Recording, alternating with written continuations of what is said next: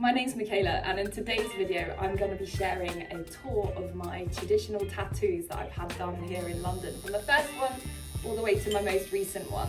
I also managed a tattoo studio in Soho for a while, and I picked up quite a few tips and tricks. So later in the video I'm also going to share a little bit of what to expect if you're maybe having your first tattoo, a few hints and tips, do's and don'ts if you're thinking about booking in. So growing up, I always had an interest in tattoos and subculture, and I didn't actually commit to getting my first tattoo done until I was 27 years old, which I think is quite impressive for someone who really does things on a whim.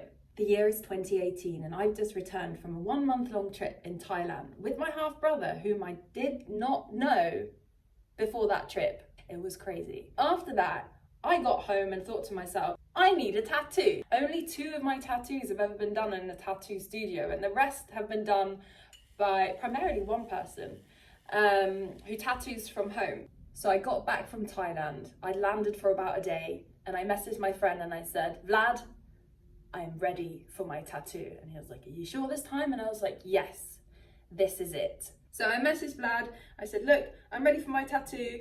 I sent over a reference image, and later that evening, we made this. So this is my first tattoo, and it's a swallow. And this is kind of my swallow tattoo 2.0, because we had to go back over it where some of the ink did fall out of my skin initially. And we added a little bit of detail with white ink as well to make it pop. So that's something else that might happen, especially if you go the fine line route. It's a little bit safer with traditional tattoos because you're working with thicker lines that are much less likely to fall out. With fine line tattoos, which was the studio where I was managing, you are working with much smaller needles, much finer lines, and chances are, especially if you go tattoo your hands, that the first time round, the tattoos are not gonna stick. The ink is likely gonna fall out, especially with the amount of hand washing and stuff that we do, at least we should do. Likely you'll need to go back for what's called a touch-up, which tends to be included in the price. So I needed a touch-up on this tattoo, and I have to say, the second time round, going back over this was painful. So that was my first one, and the reason why I went for a swallow is because I grew up without my dad around, but he was a biker, and he'd given a swallow necklace to me as a child, and I'd always kept that with me. And so I thought, do you know what? As he's passed away, I will have my first tattoo. Sailor Girl or Tiger was my second. Sailor Girl for me represents the fact that I have moved around so much in my life. My mum and I have spent time on the road, baby. We've been sailing them seas. And so I just really like to have this as a representative of me. And I really like the traditional kind of old school style. I think she's beautiful. And then this tiger, panther, what is it? Tiger represents strength, and I just think it's cool. I have actually lost a little bit of weight, so it's like smooshed together a little bit. I feel like it used to be bigger, but either way, I think it's cool. And a lot of people ask me, but what about when you get older? Are you going to be really worried about aging? No. This bag of bones, and yours, hate to be the bearer of bad news, is going underground at some point. We're all going there. Let's talk about cost. So, bangers this sort of size in a London tattoo studio are probably going to cost you anywhere between sort of 200 and 350 depending on the detail.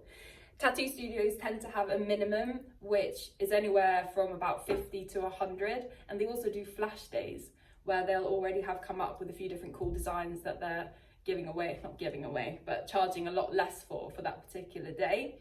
For me, like I said, I've got my own personal contacts, and mates rates tend to always be a thing within the industry. With studios, you can expect to also put a deposit down. The deposit, again, can really vary. It's usually about 50 quid or something like that. And also, the studio are going to ask you for the following things when you book in for your tattoo. They're going to ask for a reference image of what it is that you want to have tattooed, or something similar for them to work from, because once you supply them with that, they can go off and sketch out some ideas, or they can tattoo the exact image that you've sent them if that's what you want and it's not copying somebody else's work. So they're going to need a reference image, they're going to need the placement of where on your body you would like to have it, and they can then give you advice whether they think that's a good idea or whether to maybe move it somewhere else that's more appropriate for that particular tattoo, and the size in centimeters. Also, you might be asked whether you want a colour tattoo or a black and white tattoo, because not all artists work with colour. For me, I think I only have black. No, that's a lie. I have a tiny bit of yellow here. But we'll get to that later. Just realised that I've literally had the worst hat hair through this video so far, so I'm going to put this on for now so I can take myself seriously. So, next up, this beautiful Oriental inspired fan. I am obsessed with this Oriental style, and it was actually my friend John who did this tattoo for me when he was still an apprentice at his studio. And that's the thing, some apprentices are amazing. If there's a particular artist that you like and love, and maybe they're well known and they charge loads of money, that's all well and good. If you've got the money and you want to do that, do it, because you are literally investing in a piece of art. It's amazing. But to get a good tattoo done, you don't have to spend loads of money. As with anything, whether you're going to a hair salon or whether you're getting tattooed, there's always going to be a scale of professionals. You know, there's from like the stylist to the director in the hair studio, for example. And in the tattoo studio, you've got the apprentice or you've got the senior artist. It's the same thing. Many of our apprentices in the studio that I manage were fine arts graduates, for goodness sake. Like the stuff that they could create was insane. And so you don't necessarily have to just go to the most expensive artists. If you just want a specific tattoo done really nicely, then there's always apprentices who are happy to do it for a small fee, or even sometimes for free. It's always worth asking the studios if they've got any apprentices that need some skin to practice on. I've actually forgotten one of my tattoos. I forgot my first tattoo. This wasn't my first. No. This was my first. If you look closely, under here, there's dots. You can see one of the dots there. My first tattoo was a friendship tattoo with 3 dots. That was covered up, freehand, with what's supposed to be a moustache, but it's not really. And that's the thing. Before I quit drinking 3 years ago, I used to often go get tattooed, but I'd often also have had a few bevies before, during, and after. And so some of my tattoos have just kind of been slapped on there without too much thought. And that was one done freehand. I guess that takes us to another little tip, which is what to expect when you first have the tattoo idea. You've given it to the studio and maybe they've slightly altered it, maybe you're having it done just as is. What happens next basically is that they are gonna stencil it, unless you decide to go freehand, which is quite rare in terms of people just starting out.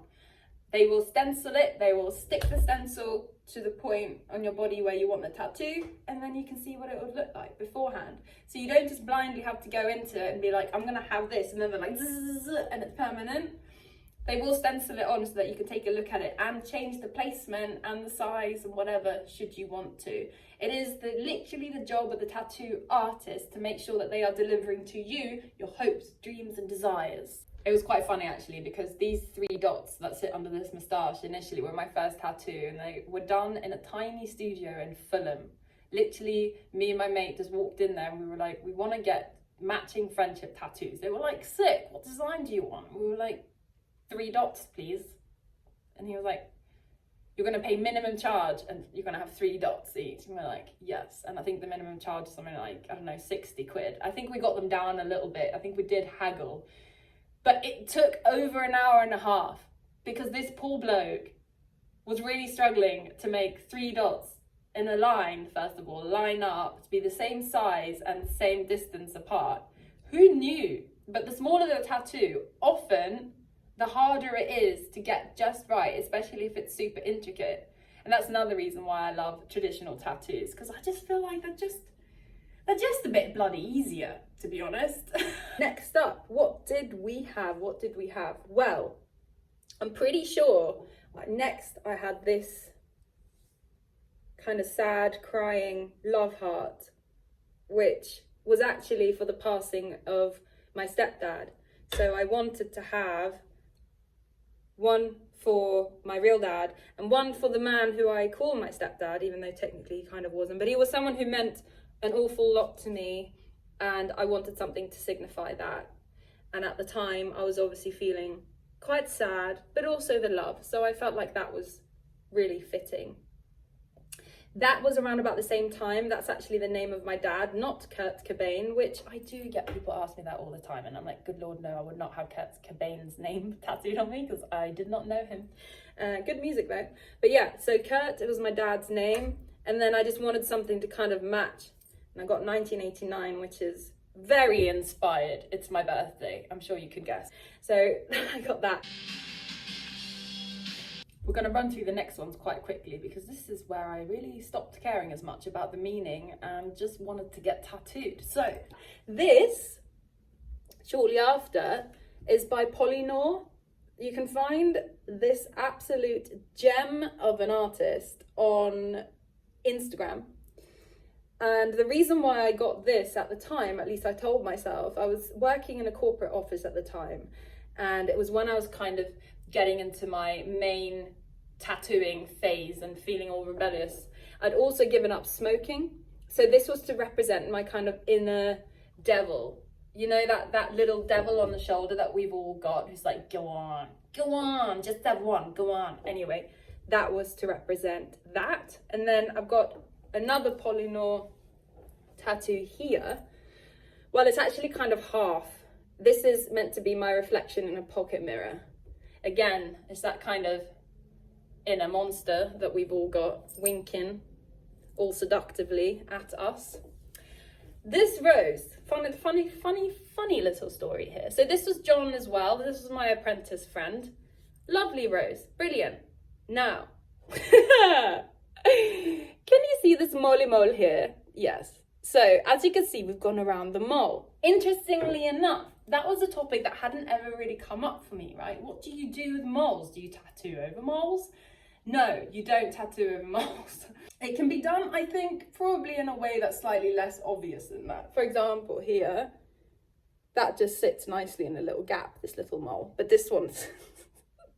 oh, it's got a little few hairs on there as well. That's so fluffy. Anyway, this is a little bit more obviously outlined, so I don't know. But no, my artist friend at the time was just an apprentice, and he literally had to ask the owner of the studio. He was like, yo, bro, what do we do with moles? And he was like, don't tattoo over the moles. So what you might want to do, or your tattoo artist might want to do, is when they stencil it on, if you are moley like me, to make sure they stencil it in a way where they can work around it and not have to go over it. I definitely do have some tattoos that have gone over my moles. Some tattoo artists are, I guess, more conscientious than others when it comes to stuff like that. But please, if you're getting tattooed, try not to tattoo your molisons. They deserve love as well. So next up, where are we? No, we're not there yet. Okay, so next up, pretty sure I got this shark. Again, I'm just a huge lover of animals, especially the powerful ones. Well, actually, also cutesy ones. No, I love them all. But I just wanted this because I felt like it was a nice position to put it, and it represents strength. Same as the one on the back here is my scorpion. And all of these tattoos took about the same amount of time, anywhere between an hour and an hour and a half, for anyone who's interested. Here's my Skullington. And he did have a gold tooth, as I sort of tried to mention earlier in the video, but I think that has fallen out. That gold ink has fallen out, so now he is just white teeth. He's got the white teeth. And onto this arm again. Ramen noodles, because listen, noodles are life. So got some nice little ramen noodles back there. And yes, actually no, I'll tell you about that in a minute because that's last. Okay, I've also got this tattoo here, which is just like a little kind of a 90s barbed wire underboob. Thought that was a little bit saucy. I was well happy with it. Yep, good positioning. And then there's a saying that I always say, or at least I used to, and that is peaks and troughs, baby. That is life. Life is highs and lows. You gotta just roll with it. And so I thought, hey, I don't have any tattoos on my legs. Maybe I'll get some ankle tattoos. That'll be wicked cool. So, all right, I don't know how I'm gonna do this. Are you ready? Hang on. So, under here, we've got peaks and troughs tattooed on my ankles. I think you can see it just about there. Super cool. So yeah, got peaks and troughs tattooed on my ankles. And then recently I realised, do you know what? Ebbs and flows would have made more sense because my surname is Eberson. So that would have made more sense. But I was thinking to myself, I was like, do you know what? I could just get that like behind my knees or something. I don't know. Either way, I thought that was pretty funny. And then the last tattoo that I had done, I have missed a couple out, but only because they're super small. At some point, I had the dots on my fingers done, and I've got this exclamation mark and question mark because life. So there's those that got done at some point, I think alongside this rose. But again, this was before I quit drinking, and I woke up with such a hangover and the realization that I'd had this rose done, and that is not something that I recommend. I used to do a lot of things on a whim, but I used to also party a lot. I was going to say a lot more than I do now. I don't party at all now. Back then, I used to quite often have a few drinks and then get tattooed, and it's just not a good idea. I don't recommend it. Not only does it thin your blood, but sometimes you make choices that you wouldn't otherwise. Luckily, I really love this tattoo. But yeah, I woke up with this rose tattoo and I was like, I don't remember doing it. And also my mum's name here, which I love. So yeah, there are those few little finger bangers as well, knocking about. And lastly, this tattoo was my most previous tattoo. This here, and yes, it is a pipe. It is a pipe. It is in fact a 17th century pipe. Clay pipe, because I am a mudlarker. If you've never heard of mudlarking, we basically go down to the foreshores of the Thames and look for interesting things from the past. It's a bit like archaeology, I suppose. But clay pipes are one of the most commonly found things from anywhere from the 15th century onwards, I think. I just think there's something really cool about being able to look back into the past and find all these things on the foreshore. Like you find coins, jewellery, clothespins, shoes from hundreds of years ago. So I wanted something to represent my mudlarking, and it's a little bit different. So yes, I actually have a tattoo of a pipe, which I realise now might look a little bit strange if you don't know the backstory.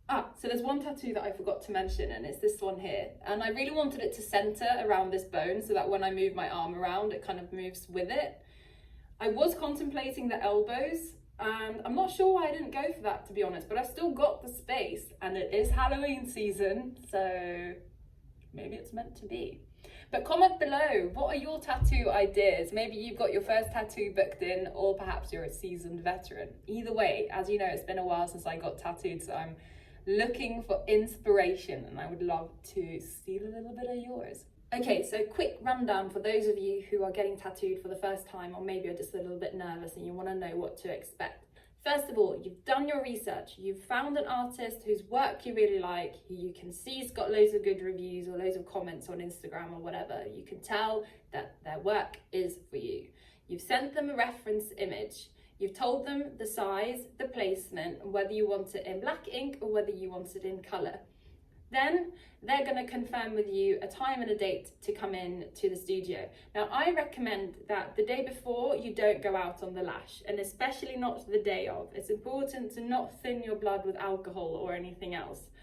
Arriving to the studio, I would get there 5 minutes early, but no more, because most tattoo studios are quite small and tight on space.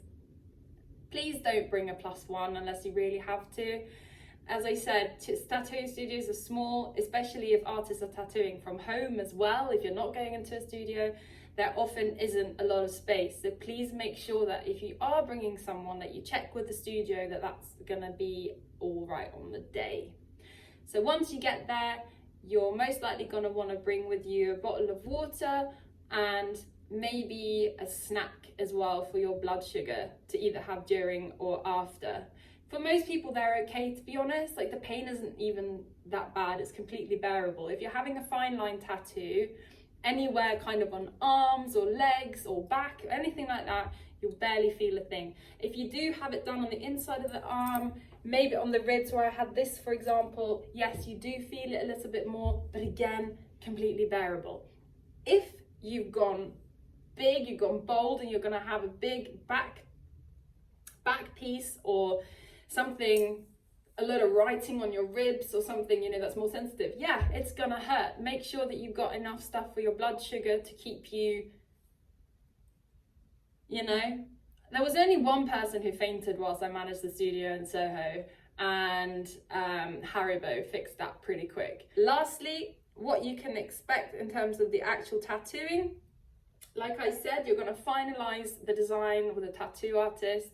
They will sit down next to you, make sure that you're happy with it. They'll print out a stencil, they'll slap it on, see if you're happy with it. If not, you can take it off, move it, change the sizing, whatever you like. But by the time that you get to the studio, ideally, you'll have at least a good idea what it is that you're gonna have tattooed that day. You can't show up and then decide that you wanna completely change your mind. In most cases, the studio isn't really gonna have the time to make such big changes so late in the day.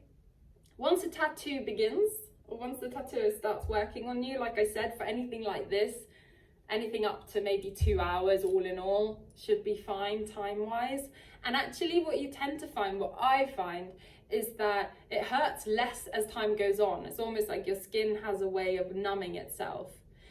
If you're wondering about numbing gel, most studios don't use it. It's not necessarily something that's considered safe to use across the board, so most studios don't use it, but some do. Again, it's something that you can inquire about if you're interested in it. I personally haven't used numbing cream on any of my tattoos, and I have been a-okay, and I'm quite a sensitive person, honestly. Then once your tattoo is done, the artist, depending on what they use, it can vary, but they tend to put a bit of Vaseline or something similar on there, and then they'll either use fake skin or they will wrap it with cling film. Now, it's best to keep that wrapped for at least 24 hours, possibly longer, but do make sure that you are cleaning it. Just with a bit of water is absolutely fine. Don't use any harsh chemicals, don't use anything that's really heavily scented. Try to use 100% natural products on your tattoo. In terms of tattoo butter, there's a million of them out there. And again, people have different likes, and also some people are allergic to different products. I'm not going to recommend one. I prefer just to use cocoa butter or anything that's just 100% organic, cold pressed, vegan, natural, all the good shit. From there on in, your tattoo will probably take about 6 to 8 weeks to heal. After that, especially if it's fine line, you're probably going to want to touch up. But for the majority of mine, yeah, it's just that one swallow that's had a touch up done, and the rest of them were actually fine. Would recommend not swimming or going in the sea or anything like that during the healing time, especially the first few weeks, but you are fine to shower from the get-go. You can wash and go to the gym and do all those things, but just try to limit sunlight, because that can damage the tattoo, and your skin is also technically completely raw. And you also want to stay away from, like perfumes or body lotions or anything from touching that area for at least a few weeks. So I think that's it. I think we're good to go. If you enjoyed this video, please feel free to subscribe, and thank you so much for listening to my rambles. I'll see you soon.